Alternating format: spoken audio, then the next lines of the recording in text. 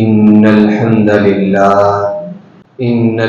لله نحمده ونستعينه ونستغفره ونعوذ بالله من شرور أنفسنا ومن سيئات أعمالنا من يهده الله فلا مضل له ومن يضلله فلا هادي له وأشهد أن لا إله إلا الله وحده لا شريك له وأشهد أن محمدا عبده ورسوله أما بعد فإن خير الحديث كتاب الله وخير الهدي هدي محمد صلى الله عليه وسلم وشر الأمور محدثاتها وكل محدثة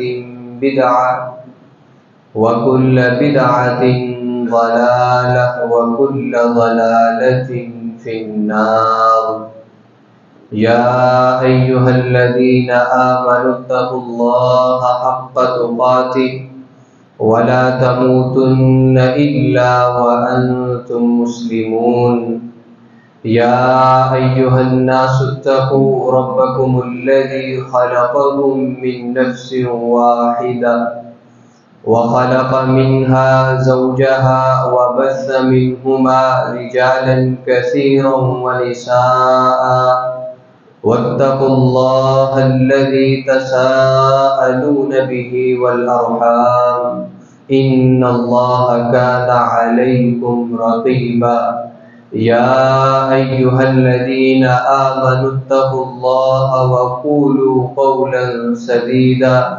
يصلح لكم أعمالكم ويغفر لكم ذنوبكم ومن يطع الله ورسوله فقد فاز فوزا عظيما إن الله وملائكته يصلون على النبي يا أيها الذين آمنوا صلوا عليه وسلموا تسليما اللهم صل على محمد وعلى آل محمد كما صليت على إبراهيم وعلى آل إبراهيم إنك حميد مجيد اللهم بارك على محمد وعلى آل محمد كما باركت على إبراهيم وعلى آل إبراهيم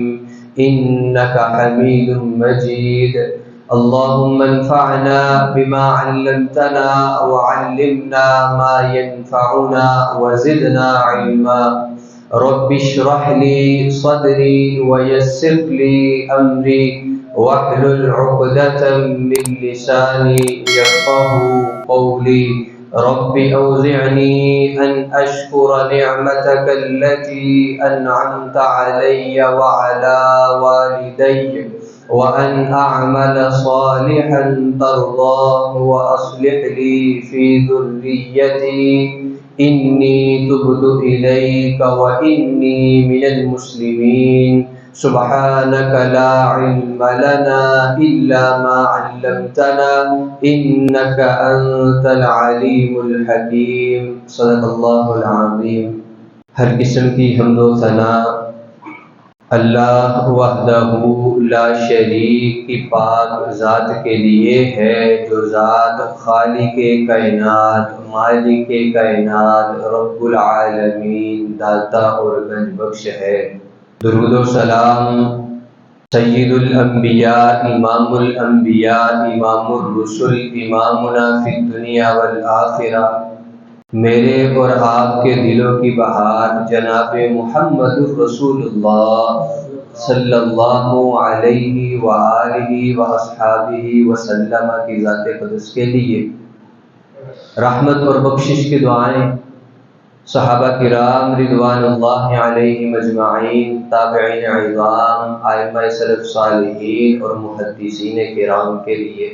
سامعین محترم، جیسا کہ آپ احباب اس بات سے بخوبی واقف ہے کہ قرآن کریم نے زندگی گزارنے کے لیے جس نمونے کا ہمارے سامنے تذکرہ کیا، جس کو آئیڈیل بنانے کی ہمیں تلقین کی، یعنی نبی علیہ السلام کی بابرکت ذات، بابرکت ہستی، گزشتہ 2 خطبات سے ہم ان کی سیرت کے متعلق پڑھ اور سن رہے ہیں بالکل اختصار کے ساتھ۔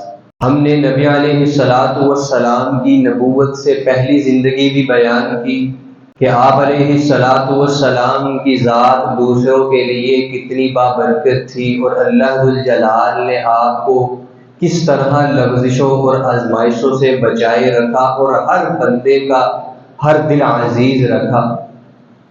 اس کے بعد جب نبوت سے آپ علیہ السلام کو نوازا گیا، بعثت کے بعد کی زندگی نبی علیہ السلام نے کس طرح پہلے 3 سال چھپ کر کے اللہ ذوالجلال کے دین اسلام کی نشر و اشاعت کی، پھر جب اللہ ذوالجلال کا حکم نازل ہوا وَأَنذِرْ عَشِيرَتَكَ الْأَقْرَبِينَ، پھر کس طرح نبی علیہ السلام نے علی الاعلان لوگوں کے اندر دین اسلام کی دعوت کا بول بالا کیا۔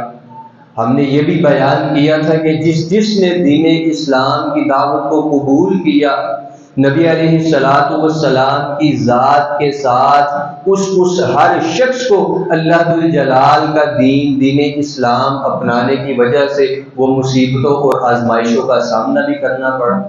جب تھک ہار کر کے نبی علیہ السلام وادی مکہ سے نکلے، طائف گئے، طائف والوں نے کیا سلوک کیا نبی علیہ السلام کے ساتھ، پچھلی گفتگو میں ہم نے ان کے متعلق بھی وہ کچھ روشنی ڈالی تھی، کچھ گزارشات پیش کی تھی۔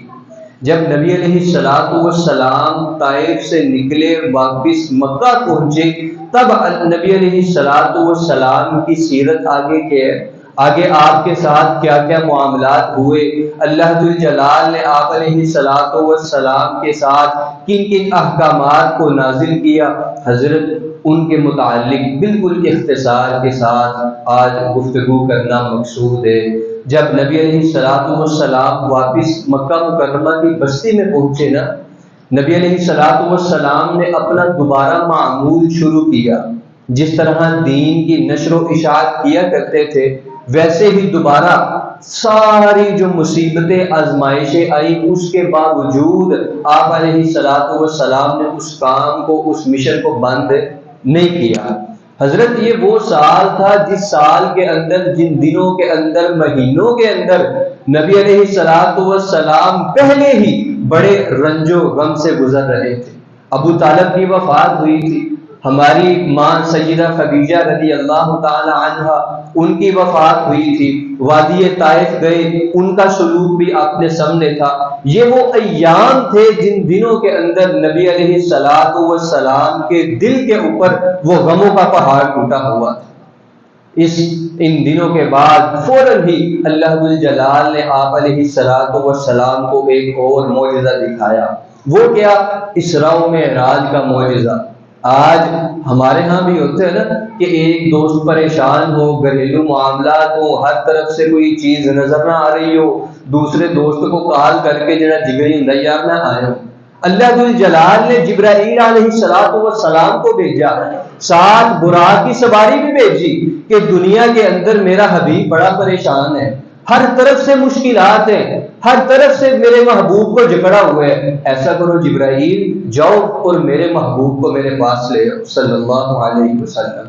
نبی علیہ السلام وہ معراج کا واقعہ بیان کرتے ہیں، بالکل اختصار کے ساتھ ہم بھی بیان کرتے ہیں۔ آپ علیہ السلام فرماتے ہیں کہ میں ام ہانی کے گھر میں لیٹا ہوا تھا۔ واقعہ شروع کرنے سے پہلے نا چند ایک چیزیں ان کو ذہن نشین کیجئے کہ یہ جو 25 صحابہ سے مختلف احادیث کے اندر صحیح مسلم بخاری اور اس کے علاوہ جو دوسری کتب احادیث ہے، 25 صحابہ سے روایات موجود ہیں۔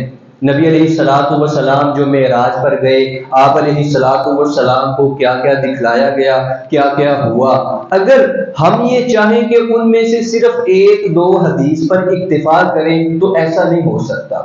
ہمیں جتنی احادیث ملتی ہیں جو 25 صحابہ کرام رضوان اللہ علیہم اجمعین سے منقول ہے، ان سب کو لے کر کے ان کے اندر تطبیق پیدا کرنی ہوگی۔ جو پہلی میں نے بات کی ہے نا کہ آپ علیہ الصلوۃ والسلام ام ہانی کے گھر میں تھے، اس کے اندر ہی دو اقوال آ جاتے ہیں۔ ایک حدیث کے اندر نبی علیہ الصلوۃ والسلام فرماتے ہیں میں حضرت ام ہانی کے گھر میں لیٹا ہوا تھا۔ دوسری حدیث آپ دیکھتے ہیں وہ صحابی بیان کرتے ہیں نبی علیہ الصلوۃ والسلام نے فرمایا کہ میں اپنے گھر میں لیٹا ہوا تھا۔ اب دونوں احادیث کو دیکھتے ہیں، ان کی سند بھی ٹھیک ہے، سارے معاملات بھی ٹھیک ہے۔ امام ابن حجر رحمہ اللہ جو شارح بخاری ہیں، جنہوں نے امام بخاری رحمہ اللہ کی کتاب کی شرح لکھی ہے، وہ بیان کرتے ہیں کہ ان دنوں میں نبی علیہ الصلوۃ والسلام ام ہانی کے گھر میں وہ رہتے تھے، رہائش پذیر تھے، اس وجہ سے انہوں نے ام ہانی کو گھر کو اپنا گھر کہا ہے۔ عرض کرنے کا مقصد ہے کہ جب تک ہم تمام احادیث کو سامنے نہیں رکھیں گے، واقعہ معراج وہ پورا نہیں ہو سکتا۔ نبی علیہ الصلوۃ والسلام نے فرمایا ایسے میں لیٹا ہوا تھا، جبرائیل علیہ الصلوۃ والسلام آئے، مجھے اٹھا کر کے نا مکہ مکرمہ کے اندر بیت اللہ کے ساتھ جو خالی جگہ جسے حتیم کہا جاتا ہے، حتیم کے اندر لے گئے۔ ادھر جا کر بھی کیا معاملہ ہوا کہ میرے سینے کو جو زیر ناف بال ہے وہاں تک چاک کیا گیا، پھاڑا گیا، میرے دل کو نکال کر کے سونے کا ایک تشت منگوایا گیا، اور اس سونے کے تھال کے اندر نبی علیہ الصلوۃ والسلام نے فرمایا کہ میرے دل کو رکھا گیا، اور اس سونے کے تشت کے اندر تھال کے اندر حکمت اور اس طرح دوسری چیزیں وہ برمار بری ہوئی تھی جن کو میرے دل کے اندر بھر دیا گیا۔ اس کے بعد حضرت وہ بیان کرتے ہیں کہ زمزم کے پانی کے ساتھ دھو کر کے دوبارہ میرے سینے کے اندر لگا کر کے میرے سینے کو وہ سیل دیا گیا۔ نبی علیہ الصلوۃ والسلام وہ پھر سواری بیان کرتے ہیں براق، جس کو جبرائیل علیہ الصلوۃ والسلام لائے تھے۔ آپ علیہ الصلوۃ والسلام نے فرمایا دون الحمار فوق البغل، کہ وہ براق ایک ایسی سواری تھی، اس کی قد و قامت ایسی تھی جو گدھے سے تھوڑا بڑا اور کھچر سے تھوڑا چھوٹا تھا، اور اس کی رفتار اتنی زیادہ تھی کہ جہاں اس جانور کی نگاہ پڑتی تھی نا اس کا ایک قدم وہاں جا کر رکتا تھا۔ اللہ اکبر، جو جبرائیل علیہ الصلوۃ والسلام سواری لے کر کے آئے تھے۔ قرآن کریم نے بھی اس واقعے کو بیان کیا نا، 15واں سپارہ کھولے سورہ بنی اسرائیل، سبحان الذی اسری بعبدہ لیلا من المسجد الحرام، مسجد حرام سے لے کر کہ جو مسجد اقصی تک کا سفر ہے حضرت اس کو کہا جاتا ہے اسراء، زمین کے اوپر جو سفر ہے، اور جو مسجد اقصی سے آسمانوں تک کا سفر اس کو کہا جاتا ہے معراج، چڑھنا۔ یہ اسراء و معراج پورے واقعہ کا نام۔ نبی علیہ الصلوۃ والسلام نے فرمایا جب جبرائیل علیہ الصلوۃ والسلام براق کے اوپر سوار کر کے مجھے مسجد اقصی کی طرف لے جا رہے تھے نا، آج بھی ہم دیکھتے ہیں نا کوئی گھڑ سوار ہوتا ہے یا اونٹ کے اوپر کوئی سوار ہوتا ہے تو جانور تھوڑی شیخی بھی مارتا ہے، وہ بدکتا بھی ہے۔ نبی علیہ الصلوۃ والسلام نے فرمایا، حضرت انس رضی اللہ تعالیٰ عنہ بیان کرتے ہیں، غالباً صحیح البخاری کی حدیث ہے کہ وہ براق نے تھوڑی شیخی ماری تو جبرائیل علیہ الصلوۃ والسلام اس کو مخاطب کر کے کیا فرماتے ہیں کہ اے براق، تیرے اوپر ایک ایسی ہستی سوار ہے جو اللہ کے نزدیک اس دنیا کی سب سے معزز ترین ہستی ہے۔ نبی علیہ الصلوۃ والسلام نے فرمایا کہ میں کیا دیکھتا ہوں کہ جب جبرائیل علیہ الصلوۃ والسلام نے اس کو مخاطب کر کے یہ بات ارشاد فرمائی، اس کے جسم کے اوپر، بدن کے اوپر پسینہ آنا شروع ہو گیا۔ ایسے ہی حضرت رستے کے اندر نبی علیہ الصلوۃ والسلام کو مدینہ بھی دکھلایا گیا جہاں ہجرت کرنی تھی، سیدھا گئے جا کے مسجد اقصی۔ آپ علیہ الصلوۃ والسلام نے فرمایا میں نے اپنی سواری کی مہار وہاں باندھی، اس کھونٹے کے ساتھ، قلعے کے ساتھ باندھی جہاں دیگر انبیاء جن کو اللہ ذو جلال نے مجھ سے پہلے مبعوث کیا تھا، جو مسجد اقصی میں جب وہ جاتے تھے جہاں وہ اپنا جانور باندھا کرتے تھے، میں نے بھی وہ براق کی مہار اس قلعے اور کھونٹے کے ساتھ باندھی۔ اس کے بعد نبی علیہ الصلوۃ والسلام اندر گئے، سارے انبیاء علیہ الصلوۃ والسلام وہ آپ علیہ الصلوۃ والسلام کا انتظار کر رہے ہیں۔ نبی علیہ الصلوۃ والسلام گئے، ان کو 2 رکعت نماز پڑھائی۔ اس کی وجہ کیا تھی کہ آپ علیہ الصلوۃ والسلام کو باور کروایا گیا تھا کہ حضرت یہ پرانے بندے جس بستی سے آپ آ رہے ہیں وہ جتنی مرضی آپ کو مشکلات دے دیں، جتنی مرضی مصیبتیں دیں، لیکن آپ ایک بات یاد رکھیے گا کہ اللہ ذو جلال نے یہ جو نظام ایک چلایا انبیاء کو بھیجنے کا، آپ ان سب میں سب سے زیادہ افضل اور اللہ ذو جلال کے نزدیک سب سے زیادہ معزز ہے۔ ایک طرح کی تسلی اور ایک طرح کی تشفی اللہ ذو جلال نے نبی علیہ الصلوۃ والسلام کو دی۔ پھر آپ علیہ الصلوۃ والسلام نے فرمایا کہ اوپر آسمانوں کی طرف چڑھنے سے پہلے نا جبرائیل علیہ الصلوۃ والسلام نے میرے سامنے وہ 2 برتن رکھے، ایک کے اندر دودھ اور دوسرے کے اندر شراب تھی۔ آپ علیہ الصلوۃ والسلام نے فرمایا میں نے دودھ والے برتن کا انتخاب کیا اور اس کو پی لیا۔ خیر جب ہم اوپر گئے نا، پہلے آسمان تک کی طرف پہنچے، جبرائیل علیہ الصلوۃ والسلام نے جا کر کے دستک دی، پوچھنے والوں نے پوچھا کون ساتھ کون، کس کے حکم سے، سارا معاملہ ہوا، جی محمد صلی اللہ علیہ وسلم آئے ہیں، اللہ ذوالجلال نے بلایا ہے۔ نبی علیہ الصلوۃ والسلام نے فرمایا دروازے کھولے گئے، مجھے خوش آمدید کہا گیا۔ پہلے آسمان پہ آپ علیہ الصلوۃ والسلام کی ملاقات کروائی گئی جناب آدم علیہ الصلوۃ والسلام سے۔ آپ علیہ الصلوۃ والسلام کہتے ہیں کہ انہوں نے میرے اوپر سلامتی بھیجی، مجھے خوش آمدید کہا، مرحبا کہا، ویلکم کیا میرا، اور میں کیا دیکھتا ہوں کہ جب حضرت آدم علیہ الصلوۃ والسلام اپنی دائیں جانب دیکھتے ہیں تو مسکرا دیتے ہیں، جب بائیں جانب دیکھتے ہیں تو وہ رو دیتے ہیں۔ میں نے جبرائیل علیہ الصلوۃ والسلام سے پوچھا کہ یہ کیا معاملہ ہے؟ تو آپ علیہ الصلوۃ والسلام کو بتلایا گیا حضرت یہ جو پیچھے آپ سارے پرچھائیں سائے دیکھ رہے ہیں یہ حضرت آدم علیہ الصلوۃ والسلام کی اولاد ہے، جو دائیں جانب والی اولاد ہے وہ ساری کی ساری اولاد قیامت تک آنے والی وہ جنتی ہے۔ جب وہ اپنی دائیں جانب دیکھتے ہیں وہ مسکراتے ہیں، ان کے چہرے کے اوپر اللہ ذوالجلال کی طرف سے ایک ہنسی آتی ہے، مسکراہٹ آتی ہے، لیکن جو بائیں جانب والی ساری روحیں ہیں قیامت تک آنے والی وہ ساری کی ساری جہنمی ہیں۔ جب ان کی طرف دیکھتے ہیں تو وہ پھر غمزدہ ہو جاتے ہیں، ان کی طرف دیکھ کر کے وہ رونے لگ جاتے ہیں۔ خیر نبی علیہ الصلوۃ والسلام ادھر سے نکلے، جبرائیل علیہ الصلوۃ والسلام کے ساتھ سوار ہوئے دوسرے آسمان پر، وہاں بھی سارا معاملہ پوچھا گیا کون ساتھ کون، سارے سوال جواب ہوئے۔ ادھر نبی علیہ الصلوۃ والسلام کو مبارکباد پیش کی جناب یحییٰ اور جناب عیسیٰ علیہ الصلوۃ والسلام نے، جو خالہ بھائی بھی ہیں، ان کے ساتھ ملاقات کروائی گئی۔ تیسرے آسمان کے اوپر نبی علیہ الصلوۃ والسلام کی ملاقات یوسف علیہ الصلوۃ والسلام سے ہوئی۔ آپ علیہ الصلوۃ والسلام فرماتے ہیں کہ جب میں نے یوسف علیہ الصلوۃ والسلام کو دیکھا نا تو میں نے یہ گمان کیا کہ شطر الحسن، کہ پوری دنیا کا آدھا حسن وہ یوسف علیہ الصلوۃ والسلام کو دیا گیا۔ اللہ اکبر۔ تو نبی علیہ الصلوۃ والسلام اس کے بعد چوتھے آسمان پر جناب ادریس علیہ الصلوۃ والسلام سے ملاقات، پانچویں آسمان پر ہارون علیہ الصلوۃ والسلام سے ملاقات، چھٹے آسمان پر موسیٰ، ساتویں آسمان پر ابراہیم علیہ الصلوۃ والسلام سے ملاقات ہوئی۔ جب 7 آسمان پورے ہو گئے نا، نبی علیہ الصلوۃ والسلام فرماتے ہیں مجھے اس سے بھی اوپر لے جایا گیا۔ کہاں تک حضرت؟ جسے سدرۃ المنتہا کہتے ہیں۔ اس دنیا سے جتنے اعمال لے کر کے اوپر جائے جاتے ہیں، جو معاملات ہوتے ہیں وہ سارے جاتے ہیں سدرۃ المنتہا تک۔ اوپر سے جتنے احکامات نازل ہونے ہوتے ہیں سب سے پہلے وہ سدرۃ المنتہا پہ آتے ہیں، اس کے بعد اس دنیا کے اندر ان کو بھیجا جاتا ہے۔ آپ ایک قسم کا اس کو ہیڈ کوارٹر بھی کہہ رہے ہیں۔ سدرہ کہتے ہیں بیسیکلی بیری کے درخت کو۔ نبی علیہ الصلوۃ والسلام نے پھر اس کی کیفیت بیان کی۔ ایک تو بیری کا درخت جسے میں اور آپ دیکھتے ہیں، اس کی کیفیت نبی علیہ الصلوۃ والسلام نے بیان کی کہ اس کے کان ایسے تھے جیسے، اس کے پتے ایسے تھے جیسے ہاتھی کے کان ہوتے، اتنے بڑے بڑے پتے۔ اور نبی علیہ الصلوۃ والسلام فرماتے ہیں کہ ایسا وقت بھی آتا تھا کہ اس پورے کے پورے درخت کو، سدرہ کو، اللہ اکبر، سونے کی تتلیاں وہ ڈانپ لیا کرتی تھی، اتنا خوبصورت اور دل نشین منظر ہوا کرتا تھا۔ آپ علیہ الصلوۃ والسلام نے فرمایا پھر مجھے اس سے بھی اوپر لے جایا گیا جہاں میں نے قلموں کے چلنے کی آواز سنی۔ جبرائیل علیہ الصلوۃ والسلام سے پوچھا کہ یہ کیا معاملہ ہے، کس چیز کی آوازیں ہیں؟ وہ بیان کرتے ہیں اللہ کے رسول یہ قلم چلنے کی آواز ہے، جو قلم اللہ ذوالجلال کے احکامات اور اللہ ذوالجلال کے سارے معاملات اس کے حکم کے ساتھ لکھتے ہیں۔ وہ سارے معاملات نبی علیہ الصلوۃ والسلام نے دیکھے۔ پھر حضرت اللہ ذوالجلال کے ساتھ نبی علیہ الصلوۃ والسلام کی گفتگو بھی ہوئی، گفت و شنید ہوئی، اس کا انکاری کوئی نہیں ہے۔ لیکن آج کل لوگوں میں سے کچھ ایک طبقہ ایسا بھی ہے جو کہتا ہے کہ نبی علیہ الصلوۃ والسلام نے معراج کی رات اللہ ذوالجلال کا دیدار بھی کیا، اللہ ذوالجلال کو اپنی آنکھوں سے دیکھا۔ یہ ایک بالکل غلط بات ہے۔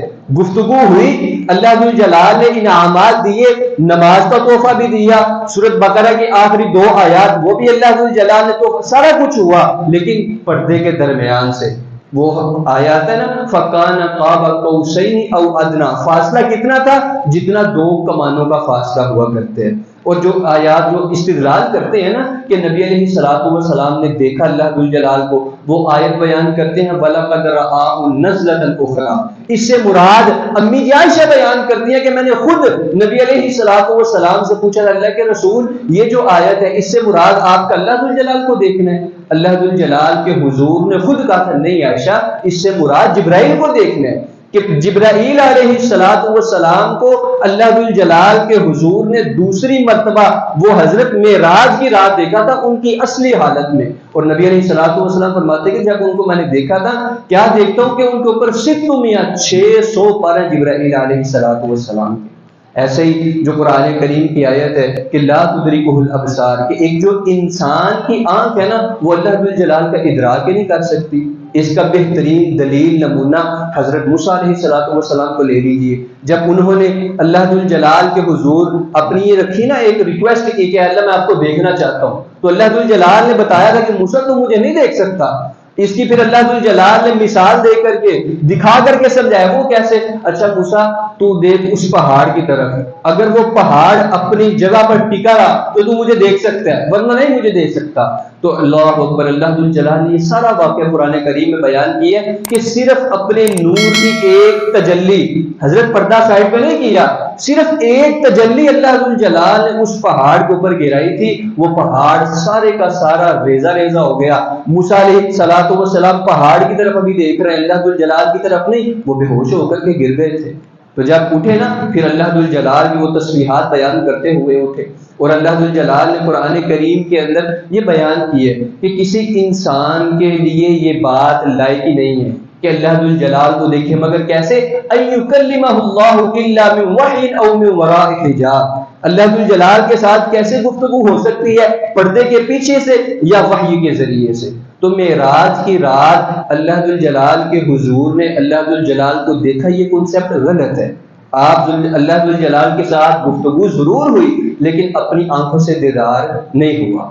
حضرت اس کے بعد نبی علیہ الصلوۃ والسلام فرماتے ہیں کہ مجھے جنت بھی دکھلائی گئی، جہنم بھی دکھلائی گئی، جو اللہ ذوالجلال نے حوض کوثر عطا کرنا وہ سارے معاملات ہوئے، جبرائیل علیہ الصلوۃ والسلام نے پورا ایک وزٹ کروایا، جب واپس آنے لگے تو موسیٰ علیہ الصلوۃ والسلام نے پوچھا کہ کس چیز کا تحفہ ملے، بتلایا کہ ایسے ایسے 50 نمازیں، سارا معاملہ بتلایا، پھر گئے، نمازیں کم ہوتی رہیں، خیر جب واپس آ گئے نا مکہ کے اندر، اللہ اکبر، صبح ہوئی تو نبی علیہ الصلوۃ والسلام نے پریشان بیٹھے کہ اب یہ ایک ایسا معاملہ ہے کہ ایک رات کے اندر صرف بندہ مکہ سے مسجد اقصی تک نہیں پہنچ سکتا۔ تو نبی علیہ الصلوۃ والسلام پریشان بیٹھے کہ میری قوم والے پھر مجھے جھٹلا دیں گے۔ ابو جہل بدبخت وہ گزرا آپ علیہ الصلوۃ والسلام کے پاس سے اور آپ کو دیکھ کے نا بیٹھ گیا، کہتے ہیں کوئی نئی ترغیب ذہن میں آ رہی ہے، کوئی نئی بات گاڑ ہے، کوئی نیا معاملہ پیش ہوا تمہارے ساتھ؟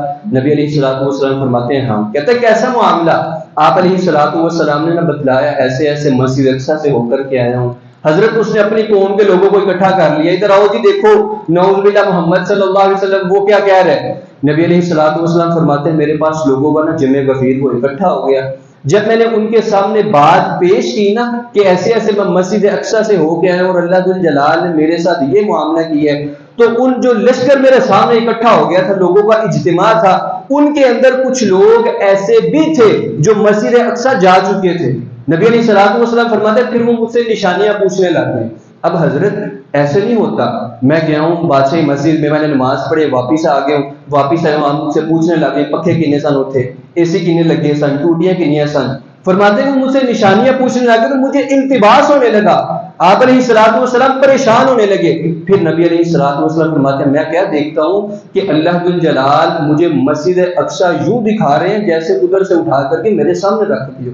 اللہ اکبر۔ فرمایا کہ جو ہر بندہ جو سوال پوچھ رہے ہیں میں مسجد اقصی کو دیکھ کر کے اس پہ سوال کا جواب دے رہا ہوں۔ حضرت وہ سارے کے سارے انہوں نے اس بات پر اتفاق کیا کہ محمد صلی اللہ علیہ وسلم سچ کہہ رہے ہیں، لیکن ان کی بدبختی کا عالم دیکھیے کہ اللہ ذوالجلال نے اتنے معجزات ان کو دکھلائے لیکن وہ اسلام لانے سے قاصر ہے۔ اس کے بعد ایسے ہی نبی علیہ الصلوۃ والسلام کی بات جب جناب ابوبکر صدیق رضی اللہ تعالیٰ تک پہنچی نا، وہ تب ان لوگوں میں شامل نہیں تھے، تو انہوں نے فوراً آپ علیہ الصلوۃ والسلام کی بات کی تصدیق کی کہ اگر محمد صلی اللہ علیہ وسلم کہتے ہیں پھر وہ یہ بات سچ ہے۔ تب نبی علیہ الصلوۃ والسلام نے ان کو صدیق کا لقب وہ عطا کیا تھا۔ اس کے بعد حضرت وقت گزرتا گیا، حج کا موسم آیا، یہ نبوت کا 11واں سال۔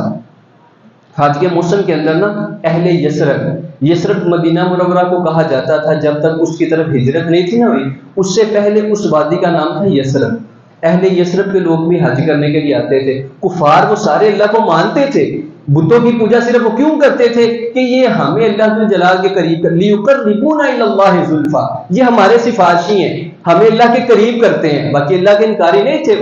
وہ حج کرنے کے لیے آئے۔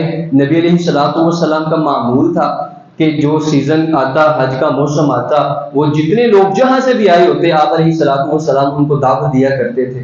جب اہل یثرب کے لوگوں کو سامنے آپ علیہ الصلوۃ والسلام نے اپنی دعوت پیش کی نا، 6 لوگوں نے اسلام قبول کر لیا۔ وہ واپس گئے حج کے موسم سے فارغ ہو کر کے اپنے علاقے کے اندر، مدینہ منورہ کے اندر انہوں نے دین اسلام کی نشر و اشاعت شروع کر دی۔ اگلی دفعہ نبوت کے 12ویں سال جب حج کا موسم آیا، 12 افراد نے اسلام قبول کر لیا نبی علیہ الصلوۃ والسلام کے گھر۔ عقبہ مینا کے اندر نا، مینا کا جو میدان ہے اس کے اندر ایک جگہ جس کا نام عقبہ ہے، عقبہ کے مقام پر انہوں نے آپ علیہ الصلوۃ والسلام کی بیعت کی۔ اس بیعت کا نام بھی پڑ گیا بیعت عقبہ اولا۔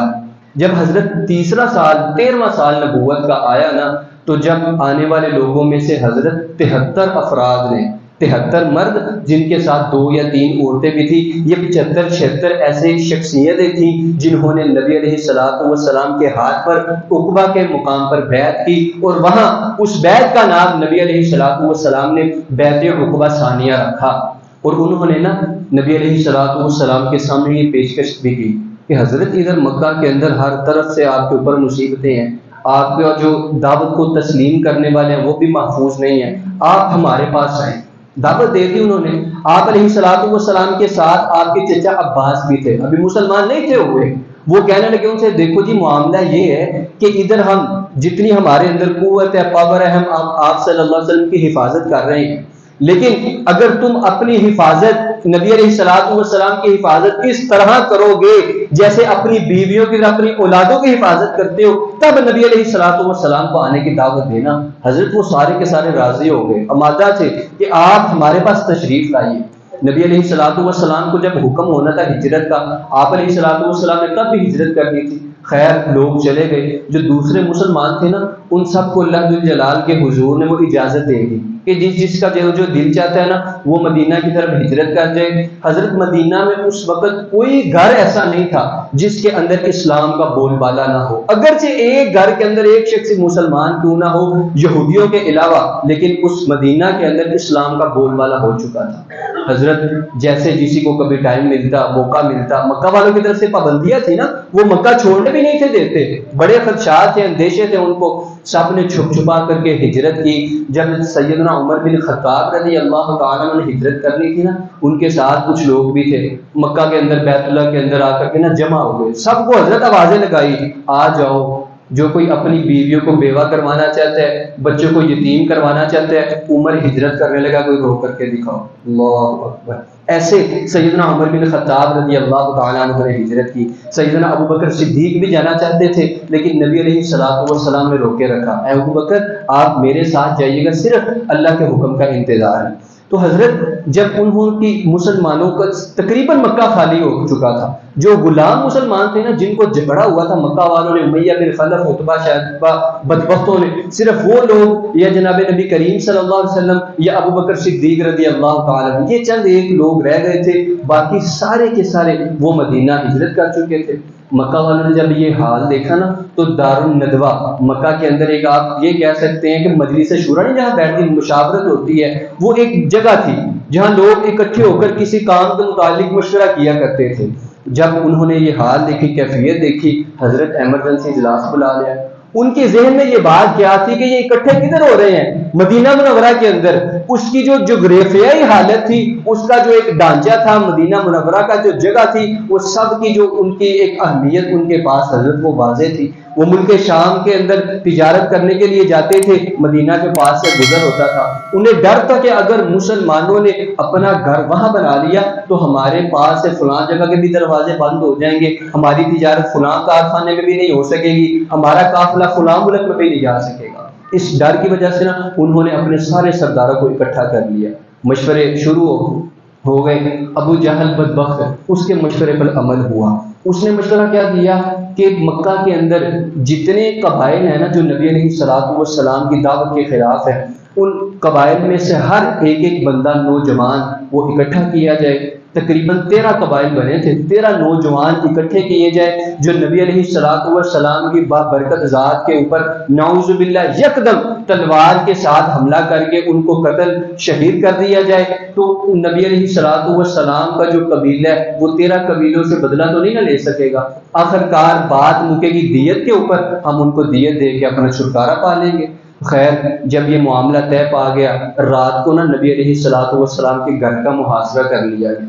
اس سے پہلے ہی جبرائیل علیہ الصلوۃ والسلام نے آ کر کے نبی علیہ الصلوۃ والسلام کو اس سارے مشن سے آگاہ کر دیا اور فرمایا حضرت آج اپنے بستر پر آپ نے نہیں سونا، کسی کو سلا دیں۔ نبی علیہ الصلوۃ والسلام نے حضرت علی رضی اللہ تعالیٰ عنہ کا انتخاب کیا جو تب تک ابھی تک انہوں نے بھی ہجرت نہیں دیکھی۔ حضرت علی رضی اللہ تعالیٰ عنہ آپ علیہ الصلوۃ والسلام کی چادر لپیٹ کر کے آپ صلی اللہ علیہ وسلم کے بستر کے اوپر لیٹ گئے۔ ادھر نبی علیہ الصلوۃ والسلام کو ہجرت کی اجازت بھی مل گئی۔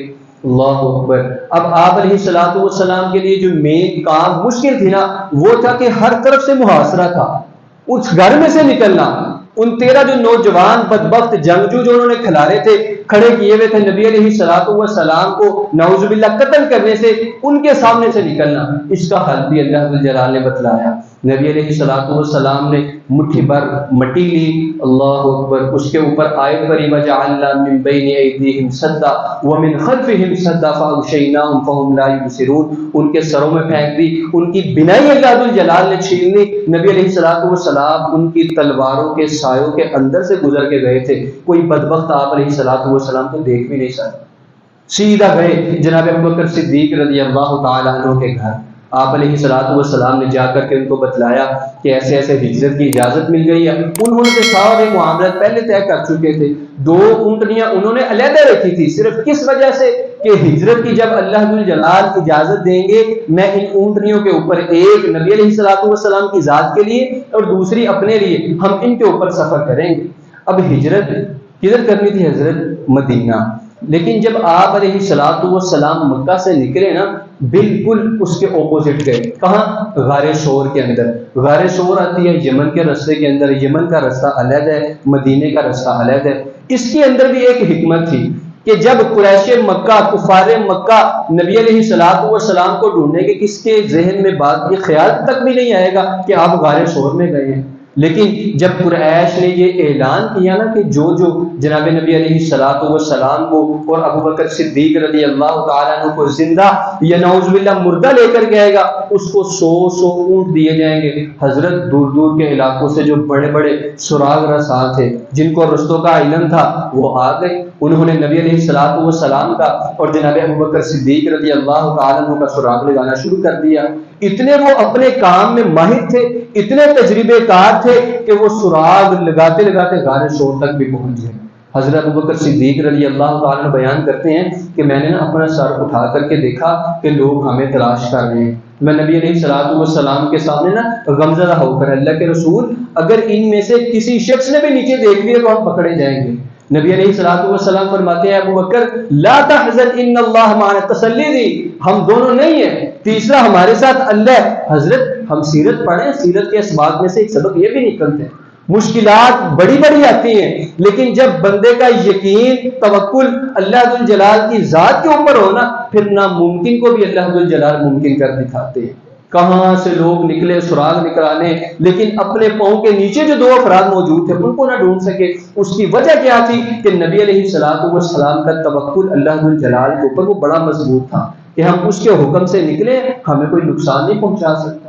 اس کے بعد حضرت نبی علیہ الصلوۃ والسلام نے ہجرت شروع کی، آگے بڑے معجزات ہوئے ہجرت کے سفر کے اندر۔ اس کے بعد مدینہ والوں نے کیسے استقبال کیا، نبی علیہ الصلوۃ والسلام کا وہ کیسے انتظار کرتے رہے، یہ ہم انشاءاللہ اگلی گفتگو کے اندر بیان کریں گے۔ اللہ ذو الجلال ہمیں نبی علیہ الصلوۃ والسلام کی سیرت کو سن کر اس کو اپنی عملی زندگی میں لانے کی توفیق عطا فرمائے۔ وما علینا الا البلاغ المبین۔